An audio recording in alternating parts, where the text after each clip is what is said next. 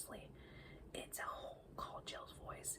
I could get through it if I was a little bit higher. But, I mean, what do you see through it? Asked Eustace. Nothing much yet, said Jill. I say, Puddleglum, let go my legs so that I can stand on your shoulders instead of sitting on them.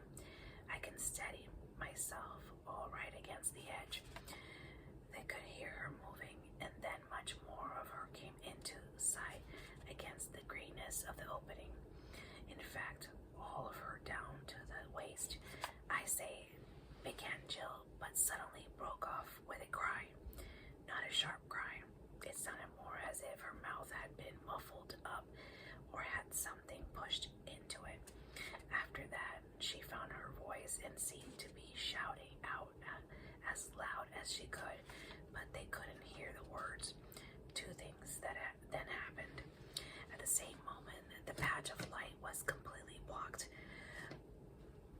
up for a second or so, and they heard both a scuffling, struggling sound and the voice of the marsh wiggle gasping, "Quick, help, hold on to her legs. Someone's pulling her.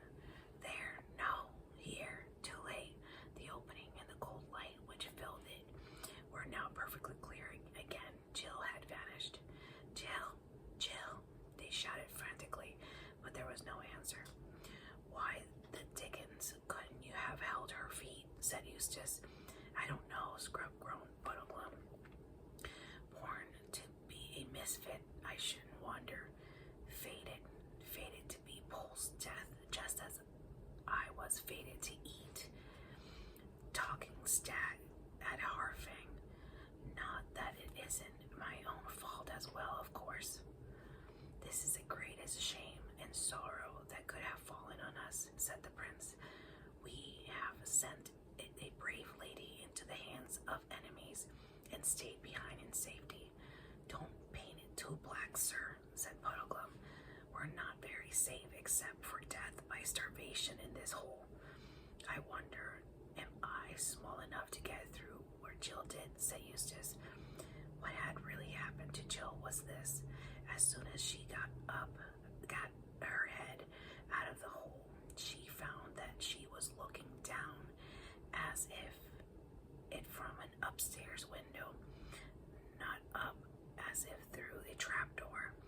She had been so long in the dark that her eyes couldn't at first take in what they were seeing, except that she was not looking at daylight, sunny world which she so wanted to see.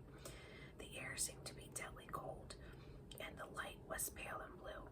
There was also a good deal of noise going on, and a lot of white objects flying about in the air. It was at the moment that she had shouted down to Puddleglum to let her stand on his shoulders. When she had done this, she could see and hear a good deal better. The noises that she had been hearing turned out to be two kinds: a rhythmical thump of several feet, and the music of 4 fiddles, 3 flutes, and a drum. She also got her own position clear. She was looking out of a hole in a steep bank which sloped down and reached the level above 14 feet below her. Everything was very white. A lot of people were moving about. Then she gasped. The people were trim little fawns and dryads with leaf-crowded hair floating behind them. For a second they looked as if they were moving anyhow. Then she saw that they were really doing a dance with so many complicated steps and figures that it took you some time to understand it. Then it came over her like a thunderclap that the pale blue light was really moonlight, and the white stuff on the ground was really snow. And of course, there were the stars staring in the black frosty sky overhead, and the tall black things behind the dancers were trees. They had not only got out into the upper world at last, but had come out in the heart of Narnia. Jill felt she could have been fainted with delight, and the music and the wild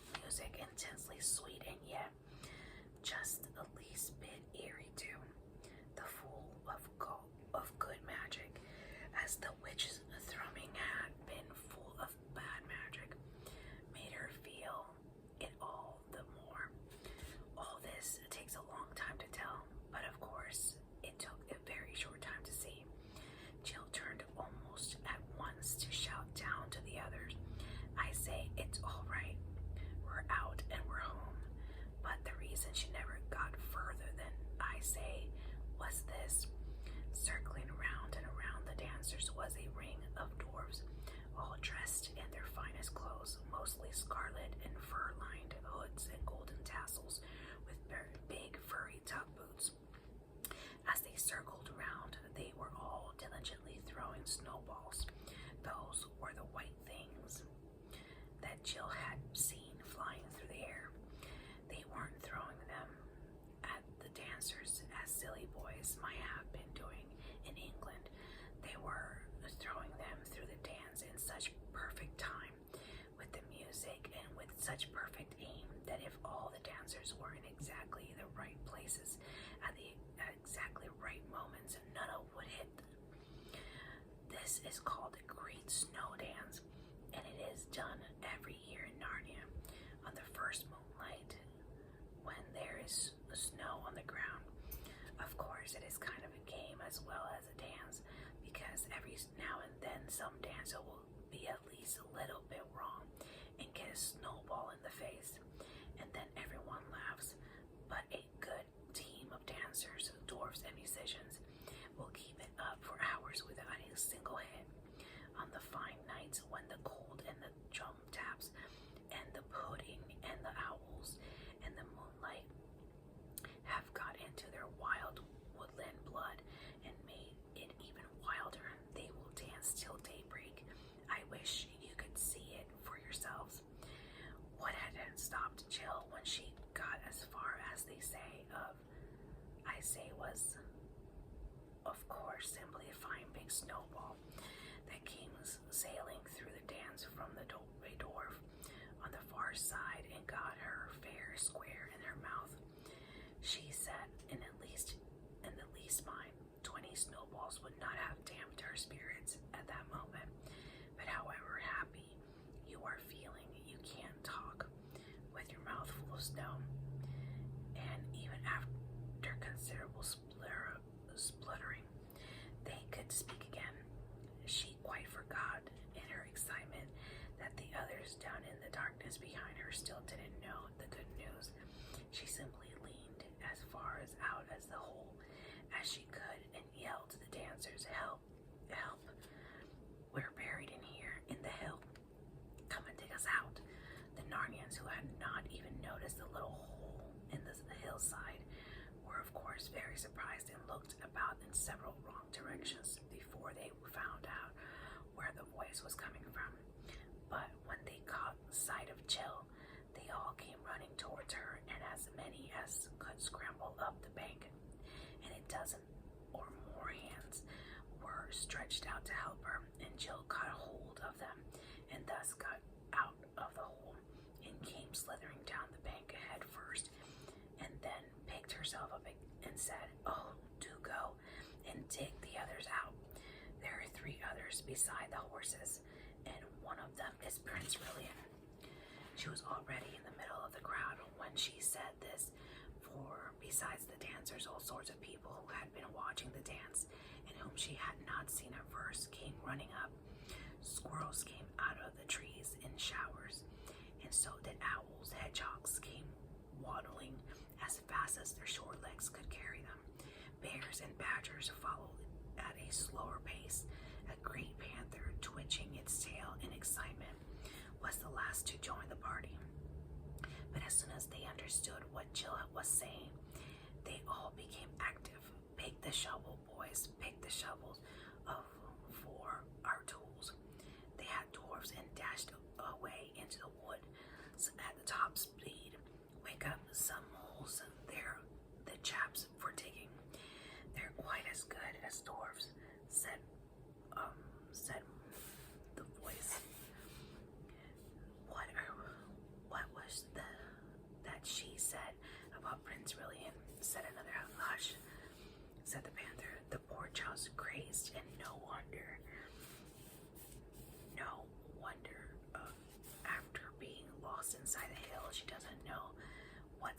What's she saying? That's right, said an old bear. Why, she said Prince Rillian was a horse. No, she didn't, no, she didn't, said Squirrel. Very pert. Yes, she did, say another squirrel, even perter. It's quite true. Don't be silly, said Jill. She spoke like that because her teeth were now chattering with cold. Immediately, one of the dryads flung around her furry coat, which some dwarves had dropped when he rushed to fetch his mining tool, and an obliging fawn trotted off among the trees to a place where Jill could see firelight in the mouth of the cave to get her a hot drink. But before it came, all the dwarves reappeared with spades and pickaxes and charged at the hillside. Then Jill heard cries of, "Hi, what are you doing?" Put the sword down, and no, young unknown, none of that. And his vicious one now isn't he? Jill hurried to the spot and didn't know whether to laugh or cry when she saw Eustace's face, very pale and dirty, projecting from the blackness of the hole, and Eustace right in hand, brandishing a sword with which he made lunges at anyone who came near him. For of course Eustace had been having a very different time from Jill during the last few minutes. He had heard Jill cry out and seen her disappear into the unknown, like the prince in Puddleglum. He thought that some enemies had caught her, and from down below he didn't see that the pale bluish light was moonlight.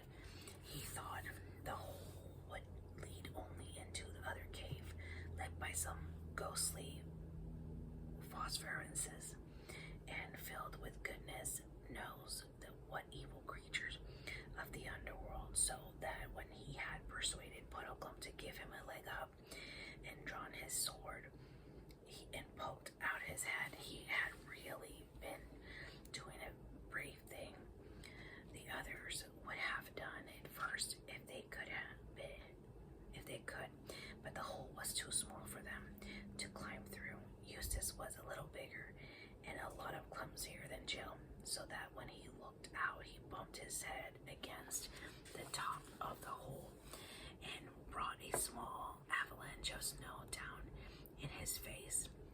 And so, when he could see again and saw dozens of figures coming at him as hard as they could run, it is not surprising that he tried to ward them off. "Stop, Eustace, stop," cried Jill. "They're all friends, can't you see?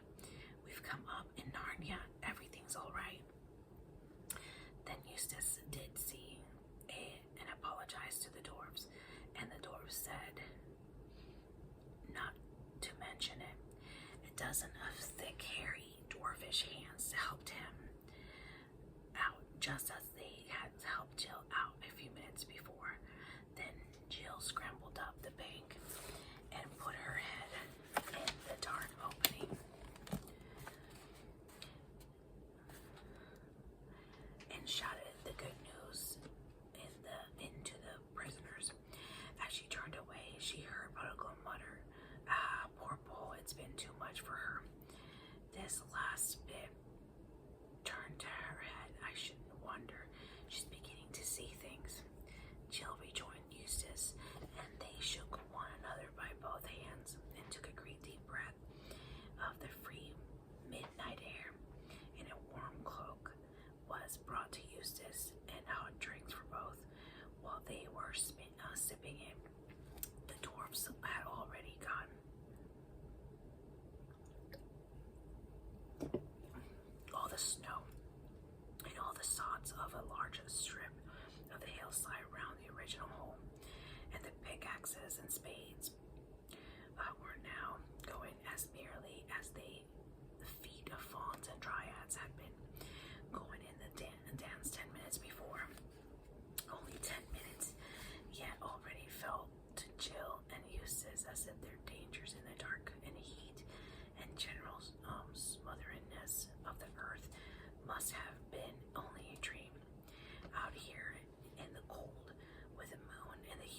stars overhead.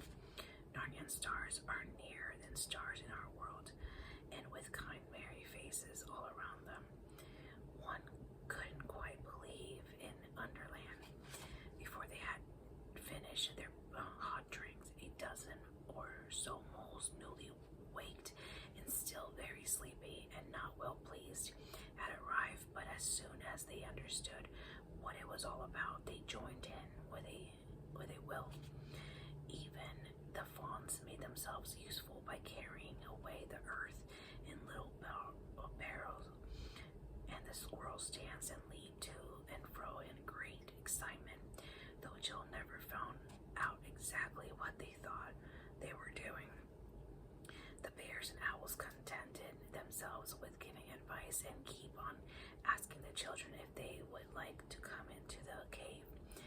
That was where Jill had seen the firelight and get warm and have supper.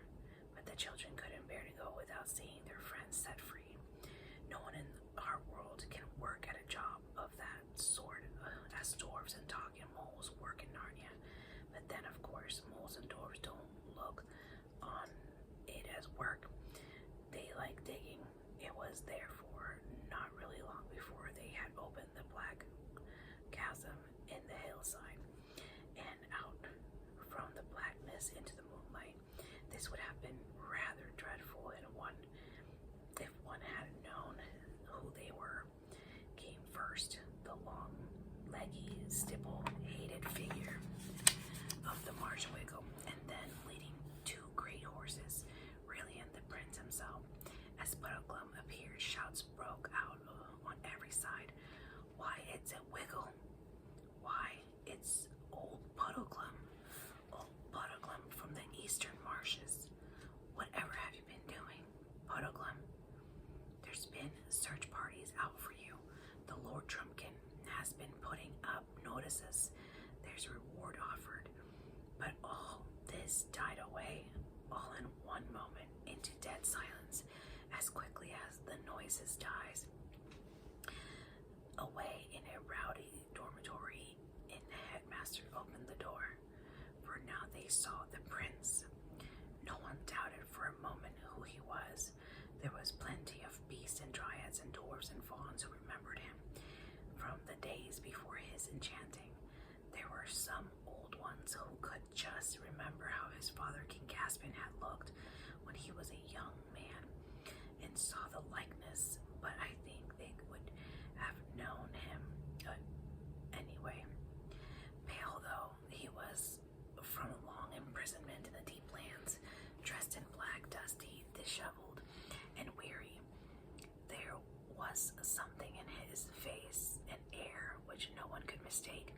That look is in his face of all true kings of Narnia, who rule by the will of Aslan and sit at Carabel on the throne of Peter the High King. Instantly every head was bared and every knee was bent.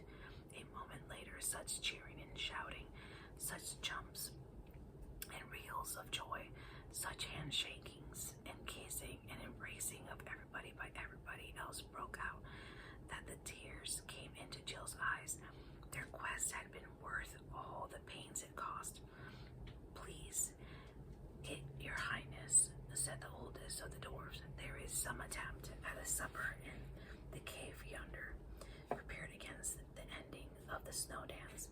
With a good will, father, said the prince, who never had any prince, knight, gentleman, or bear so good a stomach to his victuals as we four wanderers have tonight.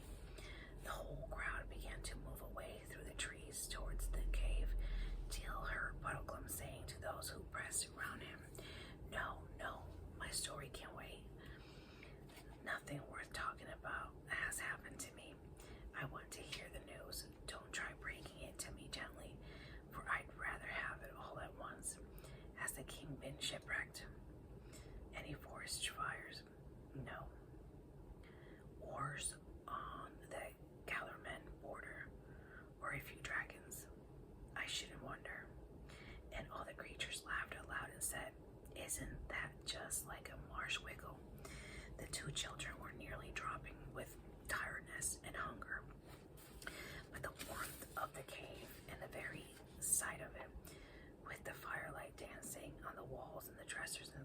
the saucers and the plates, and on the smooth stone floor, just as it does in a farmhouse kitchen.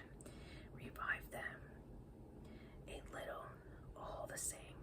They went fast asleep while supper was being got ready, and while they slept, Prince William was talking over the whole adventure with the older and wiser beasts and dwarfs.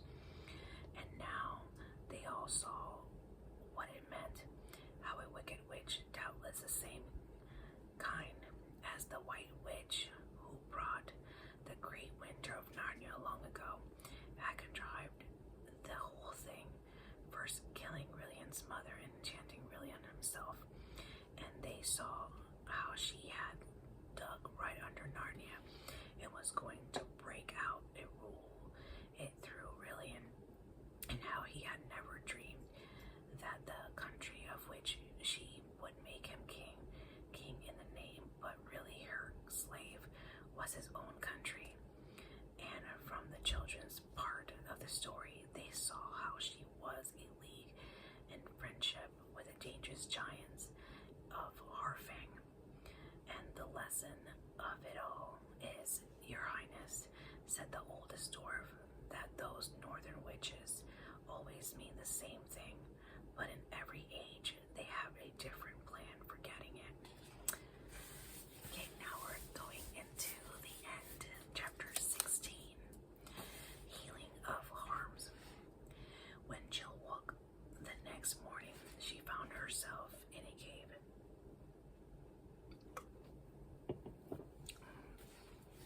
She thought for one horrid moment that she was back in the underworld, but when she noticed that she was lying on a bed of heather with a fairy mantle over her, and saw a cheery fire crackling as if newly lit on a stone hearth, and further off, morning sunlight coming in through the cave's mouth, she remembered all the happy truth. They had had a delightful supper, all crowded into the cave, in spite of being so sleepy before it was properly over.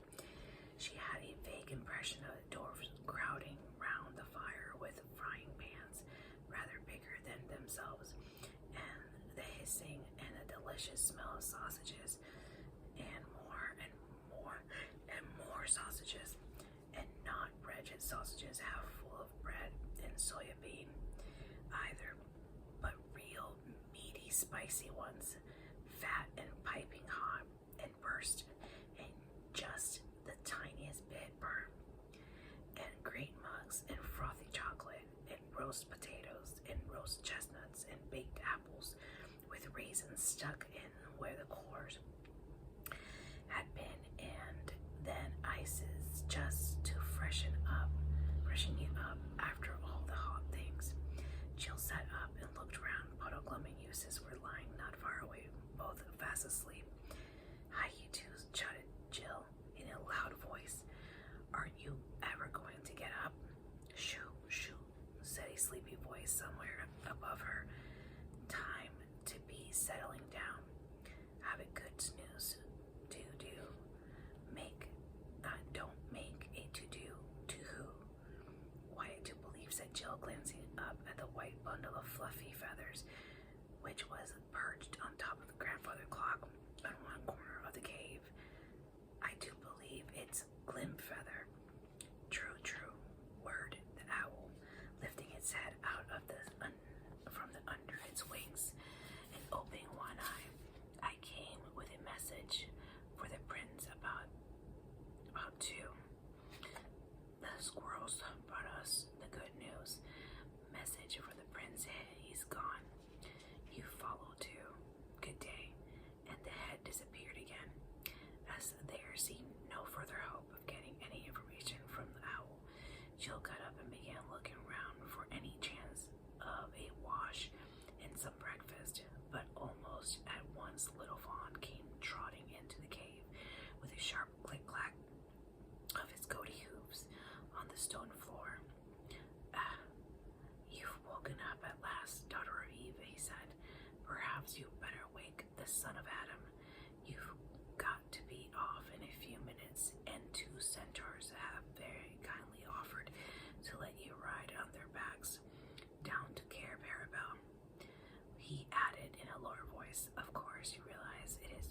special and unheard of honor to be allowed to ride a centaur. I don't know that I have ever, or anyone doing it before. It wouldn't do to keep them waiting. Where's the prince? Was the first question of Eustace and Puddleglum as soon as they had been waked. He's gone down to meet the king, his father, at Cair Paravel, answered the fawn, whose name was Orund. His Majesty's ship is expected in the harbor any moment. It seems that the king met Aslan. I don't know whether it was in a vision or face to face before he had sailed far, and Aslan turned him back and told him he would find his long-lost son awaiting him when he reached Narnia. Eustace was now up, and he and Jill set about helping Orund to get the breakfast. Puddleglum was told to stay in bed. A centaur called Cloudbirth, a famous healer, or as Orund called it, a leech, was coming to see his burned foot. Ah, said Puddleglum in a tone almost of contentment. He'll want to have a leg off at the knee. I shouldn't wonder, you see, if he doesn't, but he was quite glad to stay in bed. Breakfast was scrambled eggs and toast, and Eustace tackled it just as if he had not had a very large supper in the middle of the night. I say, son of Adam, said the fawn, looking with a certain awe at Eustace's mouthful. There's no need to hurry quite so dreadfully as that. I don't think the centaurs have quite finished their breakfast yet. Then they must have got up very late, said Eustace. I bet it's after 10 o'clock. Oh no, said Orund. They got up before it was light. Then they must have waited the dickens out of time for breakfast, said Eustace. No, they didn't, said Orund. They began eating the minute they woke. Golly, said Eustace, do they eat very big breakfast? Why, son of Adam, don't you understand? A centaur has a man's stomach and a horse's stomach. And of course, when both want breakfast, so first of all, he has porridge and provenders and kidneys and bacon and omelet and cold ham and toast and marmalade and coffee and beer. And after that, he attends to the horse part of himself by grazing for an hour or so and finishing up with a hot mash, some oats, and a bag of sugar. That's why it's such a serious thing to ask a centaur to stay for the weekend. A very serious thing indeed. At that moment, there was a sound of horse hoofs tapping on the rock from the mouth of the cave, and the children looked up, and the two centaurs, one with black and one with golden beard, flowing over their magnificent bare chest, stood waiting for them, bending their heads a little so as to look into the cave. Then the children became very polite and finished their breakfast very quickly. No one thinks a centaur is funny when he sees it. Then they are so majestic people who are fully ancient wisdom, which they learn from the stars, not easily made either merry or angry, but their anger is terrible as a tidal wave when it comes. Goodbye, dear Puddleglum, said Jill, going over the Marshwiggle's bed. I'm sorry we called you a wet blanket. So am I, said Eustace. You've been the best friend in the world, and I do hope we meet again, added Jill. Not much chance of that, I should say, replied Puddleglum. I don't reckon I'm very likely to see my old wigwam again either. And that prince, he's a nice chap, but do you think he's very strong? Constitution ruined with a living underground, I shouldn't wonder. Looks the sort that might go off any day. Puddleglum, said Jill. You're regular old humbug. You sound as doleful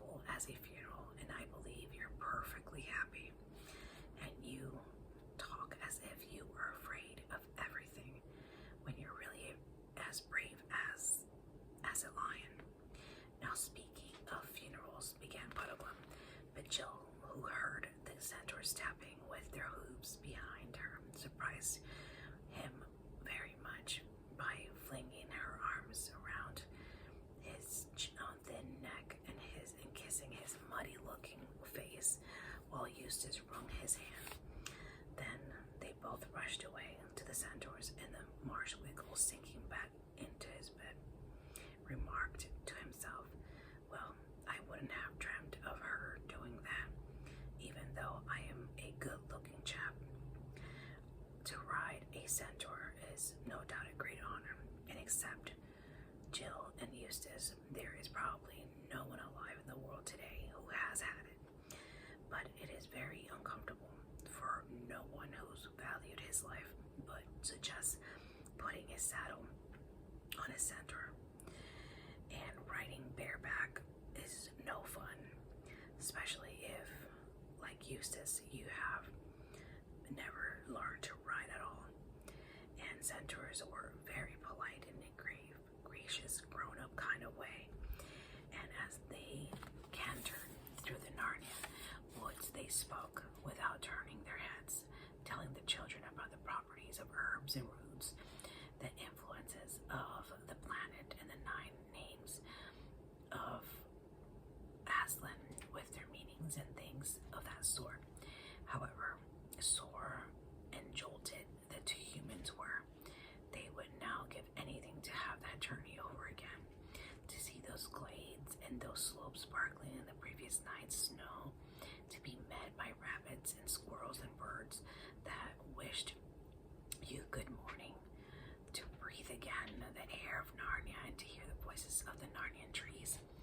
They came down to the river, flowing bright and blue in the winter sunshine, far below the last bridge, which is at the snug red-roofed little town of Baruna, and were ferried across in a flat barge by the ferryman, or rather by the fairy Wiggle, for it is Marsh Wiggles who do most of the watery and fishy kinds of work in Narnia. And when they had crossed the road along the south bank of the river, and presently came to Cair Paravel itself, and at the very moment of their arrival they saw that same bright ship which had seen when they first set foot in Narnia, gliding up the river like a huge bird. All the court were once more assembled on the green between the castle and the quay to welcome King Caspian home again. Brilliant, who had changed his black clothes and was now dressed in a scarlet cloak over silver mail, stood close to the water's edge, bareheaded, to receive his father, and the dwarf Trumpkin sat beside him in his little donkey chair. The children saw there would be no chance of reaching the prince through all the crowd, and anyway, they now felt rather shy. So they asked the centaurs if they might go on sitting on their backs a little longer, and thus see everything over the heads of the courtiers. And the centaurs said they might. A flourish of silver trumpets came over the water from the ship's deck. The sailors threw a rope, rats, talking rats of course, and Marsh Wiggles made it fast ashore, and the ship was warped in. Musicians hidden somewhere in the crowd began to play solemn, triumphal music, and soon the king's galleon was alongside, and the rats ran and gangway on board her. Jill expected to see the old king come down it, but there appeared to be some hitched. A lord with a pale face came ashore and knelt to the prince and to Trumpkin. The 3 were talking with their heads close together for a few minutes, but no one could hear what they said. The music played on, but you could feel that everyone was becoming uneasy. Then 4 knights carrying something and going very slow appeared on deck. When they started to come down the gangway, you could see that they were carrying, it was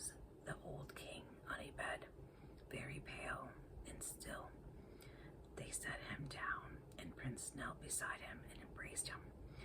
They could see Caspian raising his head, his hands to bless his son, and everyone cheered. But it was a half-hearted cheer, for they all felt that something was going wrong. Then suddenly the king's head fell back upon his pillow. The musicians stopped, and there was a dead silence. The prince, kneeling by the king's bed, laid down his head upon it and wept. There were whispers and going on to and fro. Then Jill noticed that all who wore hats, bonnets, helmets, and hoods were taking them off, Eustace included. Then she heard a rustling and flapping noise up above the castle, when she looked and saw that the great banner with the golden lion on it was being brought down to half-mast, and after that slowly, mercilessly less, with wailing strings and disconsolate wind of horns. The music began again, this time a tune to break your heart. They both slipped off their centaurs, who took no notice of them. I wish I was at home, said Jill. Eustace nodded, saying nothing, and he bit his lip. I have come, said the deep voice behind them.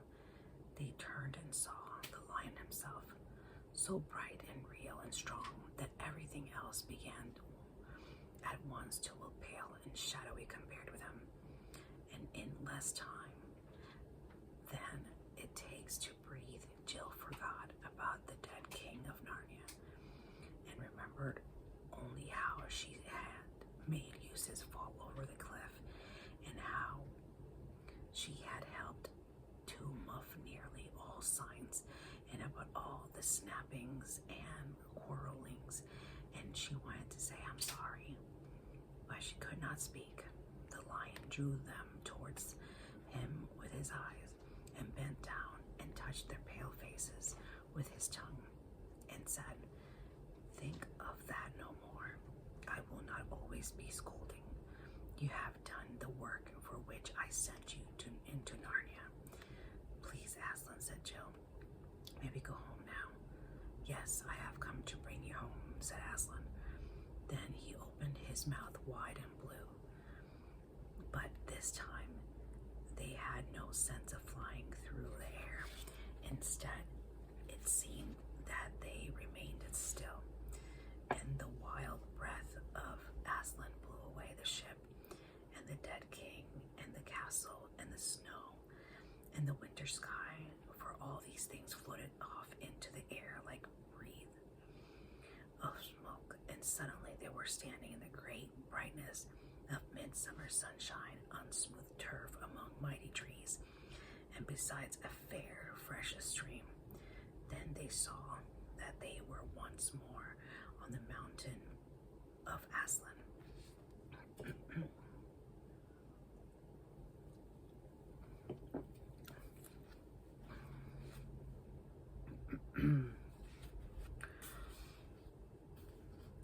High up above beyond the end of that world in which Narnia lies. But the strange thing was that a funeral music of King Caspian still went on, though no one could tell where it came from. There were walking beside the stream of the lion went before them, and he became so beautiful, and the music was so despairing, that Jill did not know which of them it was that filled her eyes with tears. Then Aslan stopped, and the children looked into the stream, and there, a golden gravel bed of stream, lay King Caspian dead, with the water flowing over him like liquid glass. His long white beard swayed in it like water weed, and all three stood and wept. Even the lion wept, great lion tears, which tear more precious than the earth would be if it was a single solid diamond. And Jill noticed that Eustace looked neither like a child crying, nor like a boy crying and wanting to hide it, but like a grown-up crying, at least. That is the nearest she could get to it. But really, as she said, people don't seem to have any particular ages on that mountain. Son of Adam, said Aslan, go into the thicket and pluck the thorn that you will disobeyed. The thorn was a foot long and sharp as a rapier. Drive into my paw, son of Adam, said Aslan, holding up his right forepaw, and spreading out great pad towards Eustace. Must I? Said Eustace. Yes, said Aslan. Then Eustace set his teeth and drove the thorn into the lion's pad, and there came out a great drop of blood, redder than all the redness of that you have ever seen or imagined. That it splashed into the stream over the dead body of the king. At the same moment, the doleful music stopped, and the dead king began to change. His white beard turned to gray, and from gray to yellow, and got shorter and vanished altogether. And his sunken cheeks grew round and fresh, and the wrinkles were smoothed, and his eyes opened, and his eyes and lips both laughed, and suddenly he leaped up and stood before them, a very young man, or a boy, but Jill wouldn't say which because of people have no particular ages in Aslan's country. Even in this world, of course, it is the stupidest children who are most childish and the stupidest grown-ups who are most grown-ups. And he rushed to Aslan and flung his arms as far as he would go round the huge neck, and gave Aslan a strong kiss of a king, and Aslan gave him the wild kisses of a lion. At last Caspian turned to the others. He gave a great laugh of astonished joy. Why, Eustace, he said, Eustace, so you did reach the end of the world after all. What about my second best sword that you broke on the sea serpent? Eustace made a step towards him with both hands held out, but then drew back with somewhat startled expression. Look here, I say, he stammered. It's all very well, but aren't you? I mean, didn't you? Oh, don't be such an ass, said Caspian. But, said Eustace, looking at Aslan, hasn't he died? Yes, said the lion in a very quiet voice. Almost Jill thought as if he were laughing. He has died. Most people have, you know. Even I have. There are very few who haven't. Oh, said Caspian, I see what's bothering you. You think I'm a ghost or some nonsense.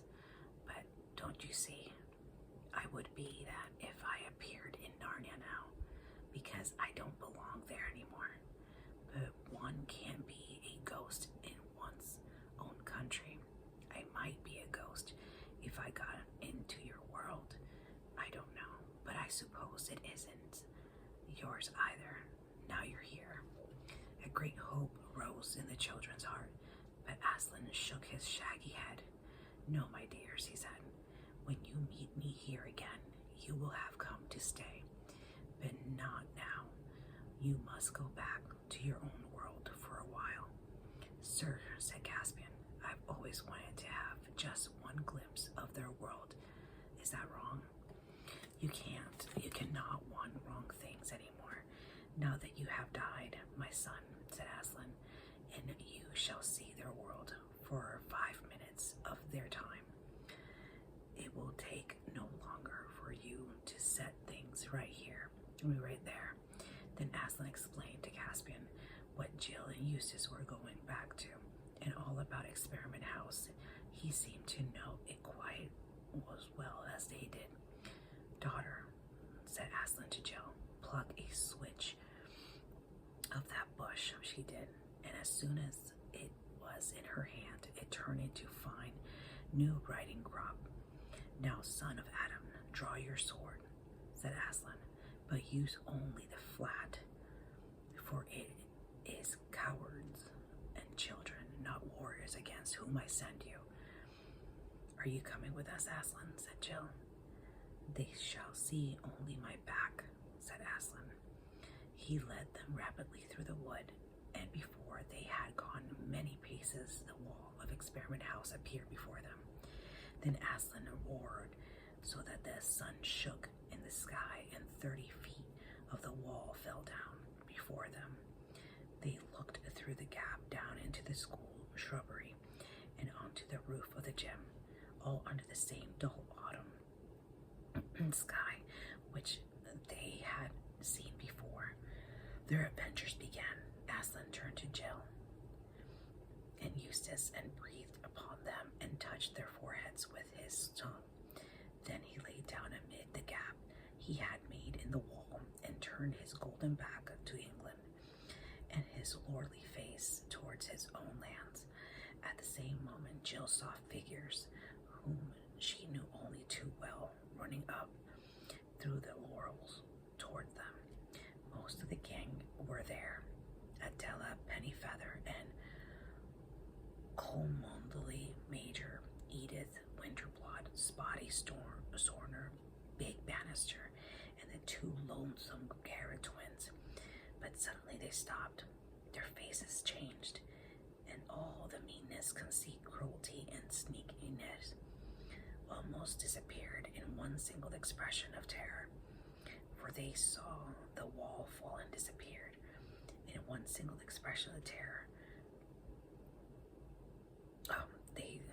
They saw the wall fallen down, and a lion as large as a young elephant lying in the gap, and the three figures in glittering clothes with weapons in their hands rushing down upon them. For with the strength of Aslan in them, Jill plied her crop on the girls, and Caspian and Eustace plied the flats of their swords on the boys so well that in 2 minutes all the bullies were running like mad, crying out, "Murder! Fast lions! It isn't fair!" And then the head, who was by the way a woman, came running out to see what was happening. And when she saw the lion and the broken wall and Caspian and Jill and Eustace, whom she quite failed to recognize, she had hysterics and went back to whom she quite failed to recognize. She had hysterics, went back to the house, began ringing up the police with stories about a lion that escaped from the circus and escaped convicts who broke down walls and carried drawn swords. In the midst of all this fuss, Jill and Eustace slipped quietly indoors and changed out of their bright clothes into ordinary things. And Caspian went back into his own world, and the wall at Aslan's word was made whole again. When the police arrived and found no lion, no broken wall, and no convicts, and the head behaving like a lunatic, there was an inquiry into the whole thing. And in the inquiry, all sorts of things about Experiment House came out, and about 10 people got expelled after the head's friend saw that the head was no use as a head. So they got her maid and inspector to interfere with other heads. And when they found she wasn't much good even at that, they got her into Parliament, where she lived happily ever after. Eustace buried his fine clothes secretly one night in the school grounds, but Jill smuggled hers home and wore them at a fancy dress ball the next holidays. And from that day on forth, they changed for the better at Experiment House, and it became quite a good school, and Jill and Eustace were always friends. But far off in Narnia, King Rilian buried his father, Caspian, the navigator, 10th of that name, and mourned for him. He himself ruled Narnia well, and the land was happy in his days, though Puddleglum, whose foot was a good news in 3 weeks, often pointed out that bright mornings brought on by wet afternoons, and that you couldn't expect good times to last. The opening into the hillside was left open, and often in hot summer days, the Narnians go in there with ships and lanterns, and down to the water and sailed to and from, sinking on the cool, dark underground sea, telling each other stories and of the cities that lie fathom deep below. If ever you have the luck to go to Narnia yourself, do not forget to have a look at those caves. The end. That is the end of the silver chair. And I hope you guys have enjoyed it as much as I have. Thank you guys so much for watching and being here with me. Please guys do not forget to subscribe. Give me a thumbs up. So the next book I'll be reading is The Horse and His Boy. The Horse and Its Boy. So that'll be the next one. So